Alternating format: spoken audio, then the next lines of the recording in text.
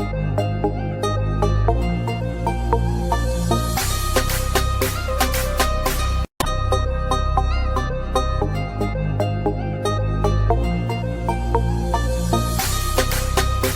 मातरम dear student, स्वागत है आपका आपके अपने यूट्यूब लर्निंग प्लेटफॉर्म माई डीडीयू यूनिवर्सिटी पे।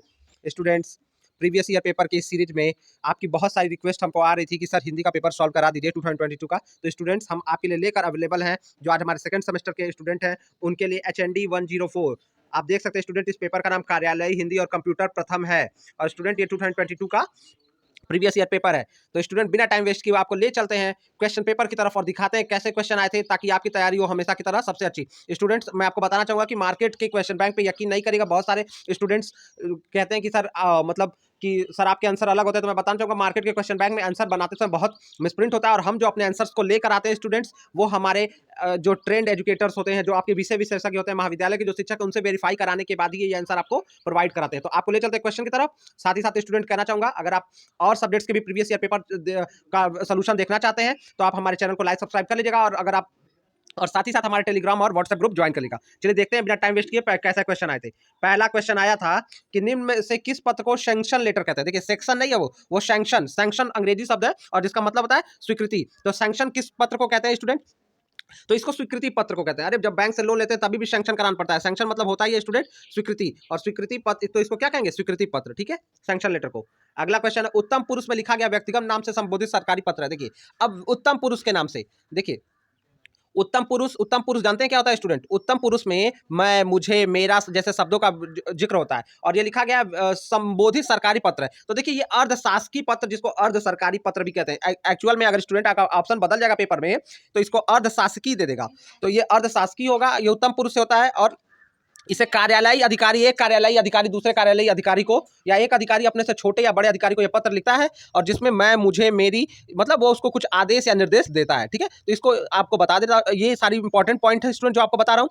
देखिए, औपचारिक पत्र में क्या होता है? सबसे पहले पत्रांक संख्या और ये सारी चीजें होती है, और ये औपचारिक भाषा में लिखा रहता है। ये भी जो पत्र होता है, मैं, मुझे तो होता है, लेकिन ये औपचारिक भाषा, औपचारिक भाषा समझ है ना, कि उसको ऑफिशियल फॉर्म में लिखा रहता है। ठीक है, चलिए अगला क्वेश्चन देख लेते हैं। कार्यालय हिंदी है। अब देखिए, क्वेश्चन जो कह रहा है कि कार्यालय हिंदी क्या है, तो कार्यालय हिंदी क्या होती है? जो सरकारी कार्यालय या किसी भी ऑफिस में या संगठन में, स्कूल में, महाविद्यालय में, शिक्षा में, न्याय में, प्रणाली में, तो ये कार्यालयी जो हिंदी प्रयोग की जाती है वहां पे, जो मतलब जो आपके कह सकते हैं कि जो सामान्य शब्दों के लिए जिनका अर्थ सामान्य निकाला जा सकता है, लेकिन उसके लिए एक प्रमुख शब्द होते हैं, वो कार्यालयी शब्द होते हैं।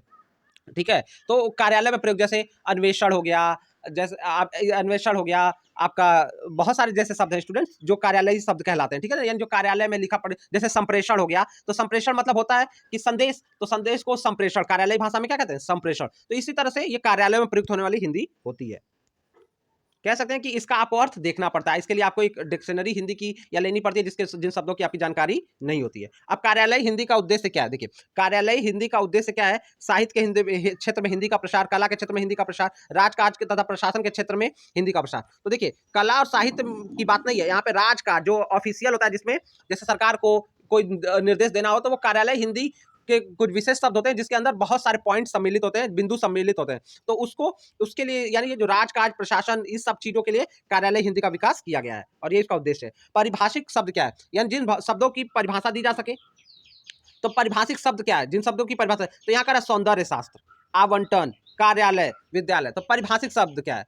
ठीक है, तो आवंटन, इसमें देखिए, अब कार्यालय क्या है? इसमें जो विद्यालय जो शब्द है, ये क्या है? विद्यालय, जहां पे विद्या दी जाती है, सौंदर्य शास्त्र। ठीक है, अब ये आपको परिभाषिक शब्द में बात करूं तो आपका सौंदर्य शास्त्र। और स्टूडेंट, बात करें कि परिभाषिक शब्द, जिसकी परिभाषा हो, जो शब्द देखने में उतना स्पष्ट अपने अर्थ को न रखता, उसके अंदर आपको जाके उसका अर्थ को पता करना पड़ा। तो देखिए, यहाँ पे परिभाषिक शब्द जो होता है वो आपका सौंदर्य शास्त्र है। सौंदर्य शास्त्र को अंग्रेजी में एस्थेटिक के नाम से हम जानते हैं, और यह वह शास्त्र होता है जिसमें कलाकृति, कृतियों, रचनाओं। तो आप सौंदर्य मतलब आप नहीं समझ पाएंगे कि इसमें कलाकृति है, बस किसका सौंदर्य, देखने का सौंदर्य किसका, तो इसमें आपको समझना पड़ेगा। तो इसके लिए आपको इस जो शब्द का, ये जो परिभाषिक शब्द है, इसका अर्थ देखना पड़ता है। इसमें कलात्मक कृतियां, रचनाएं, विभक्त होने वाला तथा उसमें निहित सौंदर्य के तात्विक और मार्मिक विवेचन को हम इसमें करते हैं, तो वो सौंदर्य शास्त्र होता है। ठीक है, वो शास्त्र। इसलिए आपका वो कार्यालय शब्द, वो जो परिभाषिक शब्द आपका सौंदर्य शब्द। अगला प्रश्न है परिभाषिक शब्दावली की विशेषता है। तो देखिए जो परिभाषिक शब्दावली है वो कह रहा है अनेकार्थी होना, पर्यायवाची होना, निश्चित अर्थ होना। तो देखिए परिभाषिक शब्द में अनेकार्थी नहीं होता, इसीलिए इसको बनाया जाता है कि ये निश्चित अर्थ रखता है, इसमें यहाँ से यहाँ तक यही यही चीज होता है, वही उसका शब्द का, तो उसको बोला जाता है। ठीक है, तो जो निश्चित अर्थ रखेगा वही परिभाषिक शब्दावली का शब्द कहलाएगा। तो परिभाषिक शब्दावली में निश्चित अर्थ होता है, ये नहीं कि इसका मतलब कुछ और होगा, उसका पर्यायवाची होगा, ये सब नहीं होगा। तो बाकी ऑप्शन गलत होगा, सी ऑप्शन सही होगा। अगला क्वेश्चन जो है स्टूडेंट, परिभाषिक शब्द ऐसे शब्दों को कहते हैं जो रसायन, भौतिक, दर्शन, राजनीति आदि विभिन्न विज्ञान या शास्त्रों के शब्द होते हैं। तो परिभाषिक शब्द ऐसे शब्दों को कहते हैं जो रसायन, भौतिक, दर्शन, राजनीति आदि विभिन्न विज्ञान या शास्त्रों के शब्द हैं। ये देखिए कथन किसका है, तो देखिए जब ये कथन की बात करेंगे तो डॉक्टर भोलानाथ तिवारी, ये कथन किसका है स्टूडेंट, डॉक्टर भोलानाथ तिवारी का है। ठीक है, ये कथन को आप याद रखिएगा कि डॉक्टर भोलानाथ तिवारी ने इस कथन को कहा है, और इन्होंने इस कथन को अनुवाद के संपादकीय में दिया। उनका एक वर्क जो अनुवाद का जो उनका एक वो है वर्क है, एक वर्क जो अनुवाद में उसके संपादकीय में इसको दिया था कि कार्यालय, या जो हम कह सकते हैं कि कार्य, ये क्या है। ठीक है, परिभाषिक शब्द क्या है, तो इसके बारे में उन्होंने भोलानाथ तिवारी ने ये बात कही थी कि ये ऐसे शब्द होते हैं जो रसायन, भौतिक, दर्शन और राजनीति आदि विभिन्न विज्ञान और शास्त्रों के शब्द होते हैं। ठीक है, अलग अलग भाषाओं के, कहने का मतलब अलग अलग भाषाओं के और विधाओं के। विधिक शब्दावली का संबंध किससे, देखिए अब विधिक मतलब विधिक, तो विधिक न्याय से संबंधित होता है। विधिक शब्दावली किससे होती है, न्याय प्रणाली से। इसको कोर्ट में इस्तेमाल किया जाता है। जैसे आप कोर्ट में कभी भी देखिएगा एफिडेविट लिखवाइएगा या कुछ भी लिखवाइएगा तो देखिएगा अलग अलग तरह के शब्द, या कोर्ट का आपने एक दो केस देखा होगा तो अलग अलग शब्द होते हैं, तो उसकी जो शब्दावली होती है उसको विधिक शब्दावली, यानी वो न्याय व्यवस्था से संबंधित होती है। अगला क्वेश्चन है कार्यालय हिंदी में प्रयुक्त शब्द है, सेवा, व्यवधान, निवेश, अधिकारी, स्वीकृति, उपयुक्त सभी। तो कार्यालय हिंदी में ये सारे शब्द प्रवेश इसका इस्तेमाल किए जाते हैं। जैसे कार्यालय मतलब कार्य को किया जाए, जब कार्य किया जाए तो इस तरह के शब्द की सेवा, व्यवधान, निवेश, अधिकारी, स्वीकृति देते हैं, देना, तो ये सारे शब्द का इस्तेमाल हिंदी का कार्यालय हिंदी में होता है। ठीक है, ये उपयुक्त सभी आपका आंसर सही हुआ। अगला क्वेश्चन जो आया था हिंदी के प्रमुख सॉफ्टवेयर, तो हिंदी के प्रमुख सॉफ्टवेयर क्या है स्टूडेंट, हिंदी के प्रमुख, हिंदी एक्सप्लोरर है, बॉस है, हिंदी स्पेल चेकर, उपयुक्त सभी है। तो देखिए उपयुक्त सभी हिंदी के बहुत सारे सॉफ्टवेयर है स्टूडेंट, और ये उपयुक्त सभी, ये सारे सब हिंदी के प्रमुख सॉफ्टवेयर हैं। इसको छोड़ के भी अभी बहुत सारे हिंदी के सॉफ्टवेयर हैं जो लिखने का काम, शब्दों के अर्थ देने का काम, विलोम बताने का काम, उसको शुद्ध करने का काम, ये सारा काम करते हैं। जिससे हिंदी स्पेल चेकर क्या करता है, इसमें आपकी मात्रात्मक त्रुटि को ये सही करता है। ये एमएस वर्ड के साथ हिंदी के लिए टूल किट दिया गया है।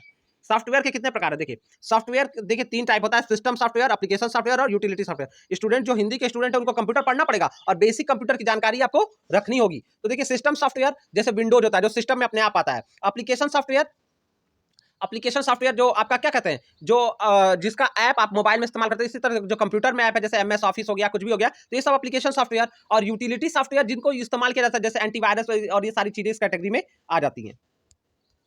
अगला है माइक्रोसॉफ्ट विंडोज, क्या देखिए विंडोज मैंने बताया ना, विंडोज, अबंटू और लिनक्स, ये सब क्या है, ऑपरेटिंग सिस्टम है। ये क्या है, इसको सिस्टम सॉफ्टवेयर के नाम से भी हम जानते हैं। ठीक है, ये ऑपरेटिंग सिस्टम या सिस्टम सॉफ्टवेयर भी कहा जाता है, क्योंकि ये जैसे आप कंप्यूटर लेते हैं ना तो उसमें विंडोज पढ़ाया आता है। ठीक है, एंड्रॉइड आपका पड़ा रहता है फोन में, तो ये सिस्टम सॉफ्टवेयर होता है। ठीक है, इसको ऑपरेटिंग सिस्टम ओएस के नाम से भी हम जानते हैं। ओएस आप याद रख लीजिएगा कि ऑपरेटिंग सिस्टम को ही ओएस कहा जाता है, ये ओएस। ठीक है, ओके, चलिए अगला क्वेश्चन देखते हैं।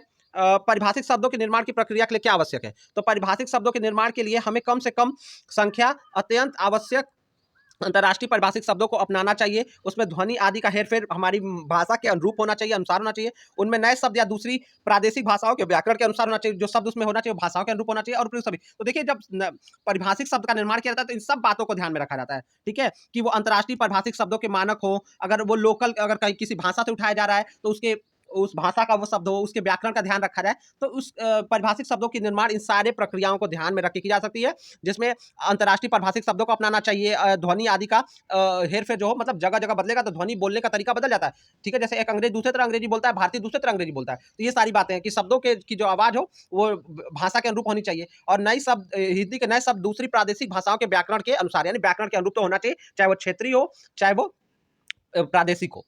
अगला है परिभाषिक शब्दों के निर्माण के लिए आवश्यक है, देखिए परिभाषिक शब्दों के निर्माण के लिए ग्रहण, सृजन मतलब मेहनत करना, कार्य करना, संचयन, अनुकूलन, उसका ठीक होना, उपयुक्त होना, ग्रहण करना मतलब ग्रहण करने लायक हो, तो ये सारी शब्द चीजें होनी चाहिए। ठीक है, मतलब उसका एक उचित अर्थ आता हो, उस पर आप काम करें, उस पर सृजन मतलब उस शब्द के मीनिंग को क्या करें कि जिसमें सुधार, अगर जरूरत पड़े तो थोड़ा बहुत उसमें कुछ और बढ़ाया जा सके उसके परिभाषा में, ये सारे शब्द इसके अनुरूप होते हैं। तो परिभाषिक शब्दों में के निर्माण के लिए उपयुक्त सभी आपका राइट आंसर हो जाएगा। अगला क्वेश्चन उपसर्ग के से निर्मित परिभाषिक शब्द है, तो अब देखिए उपसर्ग जो पहले मतलब पहले आकर शब्दों के अर्थ को बदलते हैं वो उपसर्ग है। तो परिभाषिक शब्द क्या है, अधिधनकार, अधि, अधिकार, अतिक्रमण, उप मंत्रालय, ठीक है, ठीक है। तो इसमें से कह रहा है कि निर्मित परिभाषित शब्द है, उपसर्ग से निर्मित, ठीक है। तो स्टूडेंट ये कह रहा है कि उपसर्ग से निर्मित परिभाषित शब्द का अधिधनकार से मिलकर अधिकार बनता है। अति और क्रमण, यानी जब किसी चीज पे कब्जा करने की कर ली जाए तो अतिक्रमण है। उप धन मंत्रालय से उप मंत्रालय और उपयुक्त सभी। तो देखिए उपसर्ग से निर्मित परिभाषित शब्द, जिसको मतलब उपसर्ग से निर्मित ये परिभाषित शब्द कौन है? अधिकार, अतिक्रमण और ठीक है। तो ये सारे शब्द जो है वो आपके उपसर्ग से निर्मित है, जिनकी एक भाषा परिभाषा आपको जिनकी एक परिभाषा आपको दी जा सकती है, तो उपयुक्त सभी होगा, ठीक है।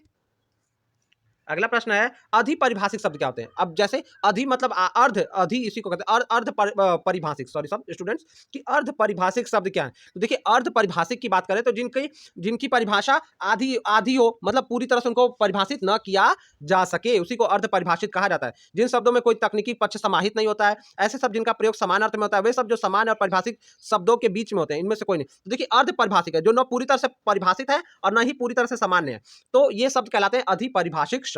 ओके, परिभाषिक शब्दावली की विशेषता क्या है? यानी परिभाषिक शब्द में क्या क्या होना चाहिए? विशिष्ट क्षेत्र में विशिष्ट अर्थ की अभिव्यक्ति, बिल्कुल। अर्थ की सुनिश्चितता, परिभाषिक शब्द में एक विशेष अर्थ क्षेत्र में उसका विशेष अर्थ होगा, तो बिल्कुल सही है। अर्थ की सुनिश्चितता मतलब अर्थ यही होना चाहिए, ये भी बिल्कुल सही है कि ये सारे पॉइंट्स को रखा जाता है जब परिभाषिक शब्द बनाए जाते हैं, तो ध्यान रखा जाता है अगर ये शब्द क्षेत्र का है तो उस क्षेत्र का अर्थ तो रखता है ना, कहीं ये नहीं आधुनिकीकरण के चक्कर में या परिभाषिक चक्कर में क्षेत्र का जो उसकी मतलब आता है वो दूसरे वैश्विक स्तर पे आने पे वो अर्थ उसका बदल तो नहीं जाता है। तो अर्थ की सुनिश्चितता ये भी होती है, परिभाषिक में तो अर्थ की सुनिश्चितता होती ही होती है, ये तो आप जान लीजिए। मूल और रूढ़ होना, यानी वो कहीं से तो उपजा हुआ शब्द है, किसी कोई मूल शब्द तो है, वो ऑटोमेटिक नहीं क्रिएट कर दिया जाता है, यानी अपने आप उसको निर्माण नहीं किया जाता, वो कहीं का मूल शब्द होता है, रूढ़ होता है। उपयुक्त सभी, तो राइट आंसर हमारा ऑप्शन डी हो जाएगा, उपयुक्त सभी। अगला क्वेश्चन देखते हैं, कार्यालय हिंदी का क्या उद्देश्य है? देखिए कार्यालय हिंदी का उद्देश्य की बात करें तो बहुसंख्यक वर्ग तथा शासन की नीतियों को सहज रूप में पहुंचाना, ठीक। सामान्य नागरिकों को उसके अधिकारों के प्रति जागरूक करना, बिल्कुल ठीक। शासन और जनता के बीच संबंध, बिल्कुल ठीक। तो हमारे तीनों ऑप्शन सही है, तो राइट आंसर हमारा डी हो जाएगा स्टूडेंट, कि कार्यालय हिंदी का उद्देश्य उपयुक्त सभी है, ठीक है, इसका उत्तर सभी हो जाएगा। चलिए अगला क्वेश्चन देखते हैं, समास से निर्मित परिभाषिक शब्द। अब समास देखिए, अब संधि समास तो आपको पता ही है, संधि में नए शब्दों का निर्माण होता है, ठीक है, दो शब्द आके, ठीक है, और परस्पर दो शब्दों के परस्पर मेल से जो उत्पन्न होता है, ठीक है, तो संधि समास, ठीक है। अब समास में विग्रह के तो ग्राम पंचायत, आकाशवाणी, सहकारी बैंक, उपयुक्त सभी समास से निर्मित परिभाषिक शब्द हैं, ठीक है, यानी जिसकी परिभाषा दी जा सके। तो ग्राम पंचायत, ग्राम की पंचायत, सीधी सी बात है, उसमें कोई परिभाषा नहीं देना होता है। आकाशवाणी, आकाश से जो आवाज या जो जो आपको वाणी उत्पन्न होती है, आकाशवाणी, ठीक है। अब वो रेडियो का भी नाम आकाशवाणी, वो अलग बात, वो तो नाम रखा गया। सहकारी बैंक, तो ठीक है, समाज से निर्मित परिभाषिक शब्द सहकारी, ठीक है, बैंक, ठीक है। तो समाज से निर्मित सह और कारी, तो मिलके बना है सहकारी बैंक। इसमें जानते हैं, इसमें जो निजी मतलब परस्पर लाभ देखा जाता है। सहकारी बैंक में क्या होता है कि जब आप सहकारी कार्य मतलब क्या होता है कि जब परस्पर लाभ के लिए, जैसे कोई सरकार है चाहे कोई व्यक्ति है, जब अगर कोई संस्था चला रहा है तो उसमें परस्पर कर्मचारियों का भी हित होता है और कुछ हित व्यक्ति का होता है जो संस्था को चला रहा है। तो परस्पर हित जहां पे होता है वहां पे वो सहकारी होता है। और बैंक मतलब आप जानते हैं जहां पे लेन देन का कार्य किया जाता है, तो उससे निर्मित शब्द क्या है? सहकारी बैंक, ठीक है।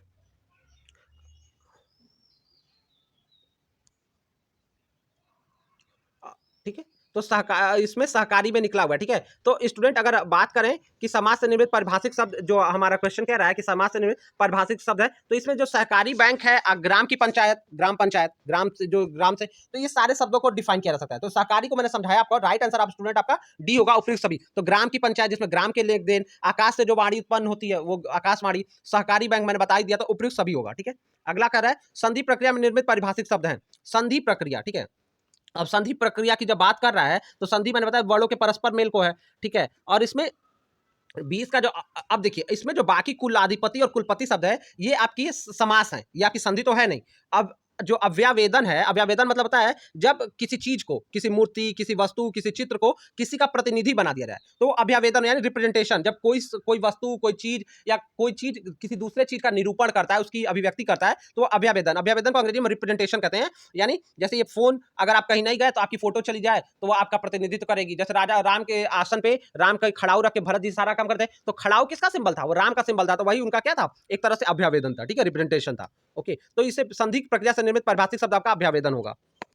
बाकी दोनों शब्द जो ऊपर के वो समास है। अगला है भारत में हिंदी किस वर्ग में है? तो देखिए भारत में हिंदी को राजभाषा में रखा गया है, ये याद रखिए, राष्ट्रभाषा नहीं है, राजभाषा है, इसको आप याद रखेंगे।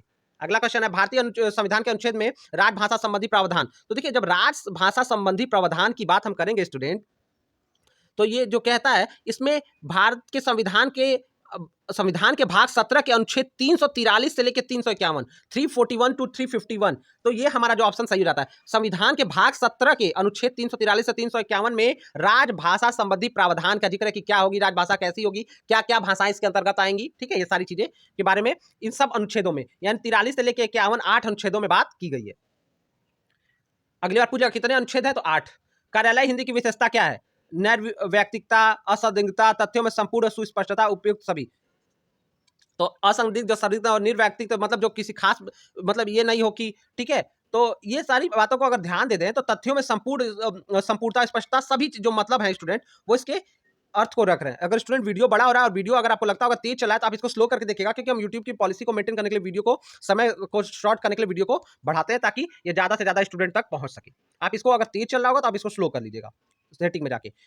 हिंदी दिवस कब मनाया जाता है स्टूडेंट? हिंदी दिवस की बात करें तो देखिए, हिंदी दिवस को लेकर मैं आपको बता देना चाह रहा हूं कि दो चीजें हैं, आप समझ लीजिएगा, बहुत अच्छे से समझिएगा। यहाँ पे देखिए, भारत में हिंदी दिवस 14 सितंबर को मनाया जाता है। कब मनाया जाता है? 14 सितंबर। अगर पूछ देगा, अगला प्रश्न पूछ देगा भारत में हिंदी या हिंदी दिवस मनाने की शुरुआत कब हुई, तो 14 सितंबर 1949, 1949 को पहली बार हिंदी दिवस संविधान की सम्मति से हिंदी को राजभाषा का दर्जा मिलने पर मनाना शुरू किया जाने लगा। ठीक है, लेकिन अगर आप पूछता है अंतर्राष्ट्रीय हिंदी दिवस, तो इसके लिए आप 10 जनवरी याद रखेगा, और वो 10 जनवरी अंतर्राष्ट्रीय इसलिए हो जाता है स्टूडेंट ताकि उस पर अंतर्राष्ट्रीय पटल पे हिंदी को पहचान दिलाने के लिए मुहिम छेड़ी गई थी, इसलिए वहां पे 10 जनवरी अंतर्राष्ट्रीय, 14 सितंबर राष्ट्रीय हिंदी दिवस है, याद रखिएगा। सरकारी कामकाज की भाषा जो संविधान द्वारा स्वीकृत है, तो देखिए सरकारी कामकाज की कौन सी भाषा भारत में स्वीकृत की गई है? राष्ट्रभाषा, मानक भाषा, राजभाषा। राजभाषा, राष्ट्रभाषा देखिए भारत में भारत की बात करें तो राष्ट्रभाषा भारत में कुछ नहीं है, राजभाषा है, हिंदी है। ठीक है, और हिंदी को कामकाज के लिए स्वीकृत किया गया, साथ ही साथ अंग्रेजी को भी स्वीकृति दी गई है सरकारी कामकाज में। तो राजभाषा स्वीकृत है, लेकिन एक अलग अनुच्छेद में अंग्रेजी को भी स्वीकृति दे दी गई है। तो असली स्वीकृति किसको मिली थी? राजभाषा को मिली थी। अंग्रेजी को भी बाद में इसमें स्वीकृति में जोड़ दिया गया है, क्योंकि भारत में शुरू से अंग्रेज चले गए लेकिन अंग्रेजी छोड़ गए। तो बहुत सारे देश है जो मलयालम और जैसे तमिल, ये लोग हिंदी तो बोलने में इनको कठिनाई महसूस होती है, ऐसा ये लोग कहते हैं, मुझे नहीं पता क्या सच है। तो इसीलिए अंग्रेजी भाषा की छूट दी गई है कि सरकारी कामकाज में अंग्रेजी भाषा, और अगर वो राज्य के अंदर है तो अपनी क्षेत्रीय भाषा का इस्तेमाल कर सकते हैं। यहाँ पे राजभाषा का सही होगा। अगला है परिभाषिक शब्दावली तैयार करने वाली संस्था। देखिए कौन सी संस्था है जो परिभाषिक शब्दों का गठन कर, नए नए शब्द का जो जिसकी परिभाषा दी जा सके। जो ऐसे आप पुस्तक पढ़ते हैं ना, तो उसका जाते हैं ना शब्दार्थ देखने जाते हैं, तो वही परिभाषिक शब्द होते हैं। ठीक है, तो उसको तैयार करने वाली संस्था कौन सी है? तो ठीक है, जैसे विपिन, विपिन मतलब जंगल, तो ये सारी चीजें, तो परिभाषिक शब्द वो हो जाते हैं जिनका अर्थ दो बस कुछ समुचित शब्दों में नहीं दे सकते, उसके लिए हमको बड़ा सा उसकी परिभाषा देनी पड़ेगी, और परिभाषा और उसके अंदर बहुत सारे पॉइंट होंगे, बिंदु होंगे, तो वो परिभाषिक शब्द कहता है। इसको तैयार करने वाले स्टूडेंट, अगर आपको लगता है मैं ज्यादा बातें बता रहा हूं तो आप आराम से सुनेगा, क्योंकि आप सुन के जाएंगे, समझ के जाएंगे तो पेपर बहुत अच्छा करेंगे। ठीक है, मैं उस तरह नहीं हूं किसका ए होगा उसका बी होगा, आपको समझाऊं नहीं, मैं कोशिश करता हूं आपको पूरे आंसर्स अच्छे से समझ में आ जाए, ताकि इससे मिलते जुलते क्वेश्चन भी आपके गलत ना हो। ठीक है, तो परिभाषिक शब्दावली को जो विकसित करने वाली संख्या जो संस्थान है वो वैज्ञानिक और तकनीकी शब्दावली आयोग है। क्या है? वैज्ञानिक और तकनीकी शब्दावली आयोग है आपका। ठीक है, ये जो आयोग है 1950 में इसकी स्थापना की गई। देखिए, ये जो वैज्ञानिक और तकनीकी शब्दावली आयोग है, इस 1950 में ये भारतीय भाषा के ये सभी भारतीय भाषा, हिंदी, तमिल, तेलुगु और सारी भारतीय भाषाओं के विकास, उसमें तकनीकी शब्द, टेक्निकल शब्द, उनको परिभाषित करने का काम, नए शब्दों को विकास करने का काम ये वैज्ञानिक एवं तकनीकी शब्दावली आयोग करता है, जिसमें भारत की सभी भाषाएं शामिल है। अगला क्वेश्चन है WWW का पूरा नाम क्या है? WWW तो वर्ल्ड, अगर बच्चे आप थोड़ा बहुत भी कंप्यूटर पढ़ते हैं तो WWW को क्या बोलते हैं? वर्ल्ड, W से वर्ल्ड वाइड वेब, ये याद रखिएगा। ठीक है, कंप्यूटर देखिए ये सब बेसिक आप पढ़ के जाएगा स्टूडेंट, बेसिक कंप्यूटर कि कंप्यूटर कब आया, क्या है। तो कंप्यूटर का मस्तिष्क को माना जाता है। देखिए कंप्यूटर में तो वास्तव में मस्तिष्क होता नहीं है, लेकिन अगर उसमें कई सारे पार्ट्स हैं तो उसमें मस्तिष्क हम किसको कहेंगे? तो CPU को माना जाता है, क्योंकि ये सारा कैलकुलेशन जो मेमोरी, इसमें 3 भाग होते हैं कंप्यूटर CPU में, मेमोरी, ALU और कंट्रोल यूनिट। तो CPU को माना जाता है कि सारा संचालन, जो कोडिंग, जो लैंग्वेज को जो हम इनपुट देते हैं उसको कंप्यूटर में पहुंचाने का, रूपांतरित करने का काम, सारा ये जो है सिग्नल्स को क्या करता है? CPU करता है। तो राइट आंसर CPU रहेगा, कंप्यूटर का मस्तिष्क। माइक्रो प्रोसेसर किस में आया? देखिए पहली, देखिए स्टूडेंट ये क्वेश्चन बता दे रहा हूं कि माइक्रो प्रोसेसर तो 4th जनरेशन ऑफ कंप्यूटर में है, यानी चौथी पीढ़ी के कंप्यूटर में इस्तेमाल किया गया था। आप नोट कर लीजिए, जो पेन पेपर लेके स्टूडेंट, आप जानते हैं मेरे वीडियो में आपको पेन पेपर लेके ही बैठना होता है। तो पहली पीढ़ी में, देखिए पहली पीढ़ी में बता दूं कि वैक्यूम ट्यूब का इस्तेमाल किया गया। ठीक है, दूसरी पीढ़ी में बात करें कि ठीक है, और ये सारी बातें हैं स्टूडेंट। पहले जनरेशन यानी जो कंप्यूटर की पहली पीढ़ी आई थी, उसमें जो मुख्य चीज इस्तेमाल होती थी उसको वैक्यूम ट्यूब कहते थे। ठीक है, इसमें वैक्यूम ट्यूब, ये बाद में रेडियो में भी इस्तेमाल होता था। दूसरे जो जनरेशन है, दूसरी पीढ़ी में ट्रांजिस्टर, नोट कर लीजिएगा, ट्रांजिस्टर, ठीक है, इस्तेमाल किया था। तीसरी पीढ़ी में आईसी मतलब इंटीग्रेटेड सर्किट, आईसी का इस्तेमाल तीसरी पीढ़ी, आई और सी लिख लीजिएगा। ठीक है, आईसी चौथे में माइक्रो प्रोसेसर का इस्तेमाल किया गया, ठीक है। तो ये सारी चीजें आपको याद रखना होगा, ठीक है। तो चौथे में माइक्रो प्रोसेसर, थर्ड में आईसी और वैक्यूम ट्यूब और ट्रांजिस्टर, ये सारी बातें जो बताई नोट कर लीजिएगा, प्रीवियस बैक को वीडियो को पीछे करके भी देख लीजिएगा। संविधान लागू होने के समय 8वीं अनुसूची में कितनी भाषाएं थी? तो देखिए संविधान लागू होने समय अगर बात का, जब भारत में संविधान लगा गया और 8वीं अनुसूची में भाषाओं का जिक्र है कि भारत की भाषाओं का, तो इसमें पहले 14 भाषाएं थी। देखिए सबसे पहले ये पूछा लागू होने के समय 14 भाषाएं थी। बाद में अभी कितनी भाषा हो गई? 22। जो ये ऑप्शन कह रहा है स्टूडेंट, ये अभी की भाषाएं हैं। ये कब की भाषाएं? अभी की भाषाएं कि 22 भाषाएं अब है वर्तमान में, याद रख लीजिएगा। इसमें बाद में सिंधी, कोकड़ी, मणिपुरी, नेपाली, बोडो, डोगरी, संथाली को जोड़ दिया गया, ठीक है, मैथिली को जोड़ दिया गया, सारी भाषाएं। तो अब इस समय कितनी हो गई? 22 भाषाएं हो गई हैं 8वीं अनुसूची में। भाषाओं का जिक्र कहां है पूछ देगा, तो संविधान की 8वीं अनुसूची में है। अगला है नियम, आदेश और अधिकार और नियुक्ति संबंधी गजट में प्रकाशित सूचना है। मतलब जो होता है ना, तो हम किसमें देखते हैं? एम्प्लॉयमेंट न्यूज देखते हैं ना, रोजगार समाचार पत्र में ये सब छपता है। तो कि नियम, आदेश, उद्देश्य किसमें छपता है? संबंधी गजट प्रकाशित सूचना है। तो ये सब क्या होता है? ये सूचना जो दी जाती है कि ये आदेश है या यहाँ पे ये भर्ती होगी, ये सब सूचना क्या कहलाता है? अधिसूचना, कार्यालय आदेश, अनुस्मारक, कार्यालय ज्ञापन। तो इसको अधिसूचना के नाम से जानते हैं। यानी इसको क्या कहा जाता है? जब कोई भी सुनता है कि यहाँ इतनी वैकेंसी है या ये नियम है या ये चीजें अब मान्य नहीं होंगी, सरकार जब वो पब्लिश करती है तो उसको अधिसूचना के नाम से हम जानते हैं।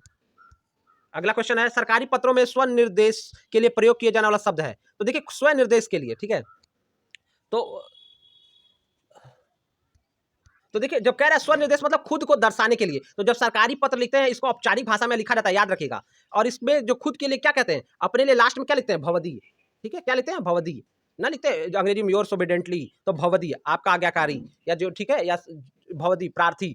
तो ये सारी चीजें सरकारी पत्र में लिखा जाता है, ठीक है। तो अपने लिए क्या इस्तेमाल किया जाता है? भवदीय, प्रार्थी, ये सारी चीजें।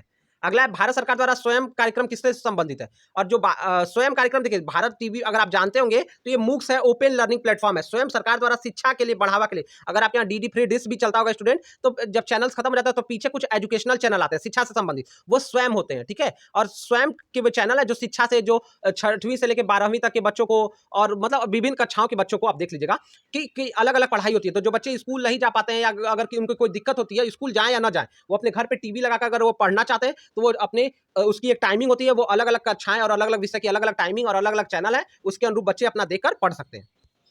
ये डिग्री कोर्सों तक, और ये आपका बता दूं कि आपको ये 6 से बेसिक, मिनिमम 6 से शुरू होकर ये आपका पूरे डिग्री कोर्स तक की पढ़ाई होती है। 12 तक स्वयं में, और बाकी ईपीजी पाठशाला और इन सब के माध्यम से भी पढ़ाई होती है। अगला है एमएस वर्ड क्या है? एमएस वर्ड क्या है? तो देखिए एमएस वर्ड एक वर्ड प्रोसेसिंग प्रोग्राम है, वर्ड प्रोसेसिंग प्रोग्राम, ठीक है, माइक्रोसॉफ्ट वर्ड। एमएस मतलब माइक्रोसॉफ्ट वर्ड, और ये क्या है? Word processing program. Search engine Google होता है, पेजर है नहीं। पेजर तो जिससे हार्डवेयर में क्या होता है, कंप्यूटर के वो पार्ट जिनको छू सकते हैं उनको हार्डवेयर कहते हैं, लेकिन एमएस वर्ड क्या है? उस पर काम करते हैं, लिखते हैं, लेटर टाइप करते हैं, कुछ बनाते हैं, ये सारी चीजें जिसमें हम डॉक्यूमेंट टाइप करके प्रिंट निकाल लेते हैं, कुछ लिखवाना हो, टाइप करके लेटर भेजना हो तो हम एमएस ऑफिस में टाइप कराते हैं, फिर प्रिंट ले लेते हैं। तो एमएस वर्ड क्या है? Word processing program. अगला क्वेश्चन देख लेते हैं, संपादक के नाम पत्र में संबोधन के लिए किस शब्द का प्रयोग होना चाहिए? संपादक के लिए कौन सा शब्द? अगर संपादक को, अगर आपको पत्र लिखना हो, संपादक मतलब न्यूज़पेपर के, अखबार के संपादक को लिखेंगे तो क्या लिखेंगे? कि आप क्या कहें? पूज्य नहीं कहेंगे, जैसे लग रहा है गुरुदेव को लिख रहे हैं, किसी महापुरुष को लिख रहे हैं, नहीं, महोदय, किस शब्द का इस्तेमाल करेंगे? उनके लिए महोदय। जब कोई सरकारी कार्य लिखा रहेगा तो महोदय, श्रीमान, इस सब का जिक्र किया जाएगा, और अपने लिए भवदीय, प्रार्थी का जिक्र किया जाएगा, ठीक है। तो महोदय जो ऑप्शन आपका बी है, सॉरी सी है, वो आपका राइट हो जाएगा। अगला क्वेश्चन है, इनमें से प्रतिवेदन का मुख्य तत्व नहीं है। तो देखिए जब प्रतिवेदन की बात कर देते हैं स्टूडेंट, प्रतिवेदन मतलब रिपोर्ट। रिपोर्ट में क्या होना है? तो रिपोर्ट संक्षिप्त होना चाहिए, बिल्कुल सही है। रिपोर्ट क्या होती है? इसमें संक्षिप्त घटना की जो क्रमिक जानकारी, मुख्य बिंदुओं का जिक्र हो, उसका एक सटीक शीर्षक हो, ये तीनों सही है। अब ये जो कह रहा है किसी कार्रवाई की मुख्य बातें होना जरूरी नहीं, बिल्कुल जरूरी है, तो ये गलत है। ये जो ऑप्शन दिया है कि जरूरी नहीं, ये बिल्कुल गलत है। किसी घटना की क्रमिक जानकारी और मुख्य बातें किसी भी रिपोर्ट में होती हैं, और क्रमिक रूप से होना चाहिए, बिल्कुल सही है। यानी सीरियल से जानकारी होनी चाहिए, सब महत्वपूर्ण घटनाओं का जिक्र होना चाहिए, उसका शीर्षक उपयुक्त होना चाहिए कि किस चीज का रिपोर्ट दे रहे हैं। जैसे पर किसी चीज का, ठीक है, सूचना जैसे आप देंगे तो ये सारी चीजें क्या होंगी, उसका शीर्षक एकदम सटीक होगा, जिसे पढ़ने से पता चला है कि ये किस चीज की सूचना है। बस ये होगा, मुख्य बातें होना जरूरी नहीं है, इसमें गलत है, वो जरूरी है, होती हैं। अगला है, कंप्यूटर का जनक कौन है? ये तो आप ऐसे आंख बंद करके भी कर सकते हैं, कर लीजिएगा। वैसे बता देता हूँ, चार्ल्स बेबेज को father of computer and computer का जनक माना जाता है, चार्ल्स बेबेज। देख के जाएगा, ऐसा क्वेश्चन आएंगे। हिंदी के स्टूडेंट है आप लोग, कंप्यूटर से बचिएगा नहीं, कंप्यूटर को अपनाइए, कंप्यूटर का ही युग आने वाला है और आ रहा है, ठीक है। कंप्यूटर में संपूर्ण डाटा कहाँ इकट्ठा होता है? तो देखिए संपूर्ण स्टोरेज डिवाइस जो होते हैं उसी में इकट्ठा होगा, तो हार्डवेयर में, सॉफ्टवेयर में, मॉनिटर में नहीं, मेमोरी में। हार्ड डिस्क रहता है ना, तो हम हार्ड डिस्क भी लगाते हैं, तो मेमोरी में इकट्ठा होती है, ठीक है। संपूर्ण डाटा कहाँ इकट्ठा होता है? मेमोरी में। मेमोरी का एक टाइप है हार्ड डिस्क, एक टाइप है। भारत का प्रथम सुपर कंप्यूटर क्या है? देखिए, भारत में जो सर्वप्रथम सुपर कंप्यूटर आया था उसका नाम परम था। ठीक है, और इस समय भारत का सबसे बड़ा, सबसे शक्तिशाली सुपर कंप्यूटर क्या है? इस समय भारत का सबसे शक्तिशाली सुपर कंप्यूटर जो नॉर्मल कंप्यूटर से 10 गुना 100 गुना तेज होता है। ठीक है, तो भारत का इस समय सबसे शक्तिशाली सुपर कंप्यूटर परम सिद्धि है। कौन सा है? परम सिद्धि, जो एआई आर्टिफिशियल इंटेलिजेंस पे काम कर रहा है। और इसको छोड़ के अगर पूछ देता है, मान लीजिए ये ऑप्शन नहीं रहता कि और कौन सा भारत का सुपर कंप्यूटर है, तो प्रत्यूष, नोट कर लीजिए नाम, प्रत्यूष है। ये सुपर कंप्यूटर का नाम है, व्यक्ति का नाम नहीं है। प्रत्यूष, सहस्त्र, मिहिर, आदित्य, ये सब भारत के सुपर कंप्यूटर है। ठीक है, याद रखिएगा।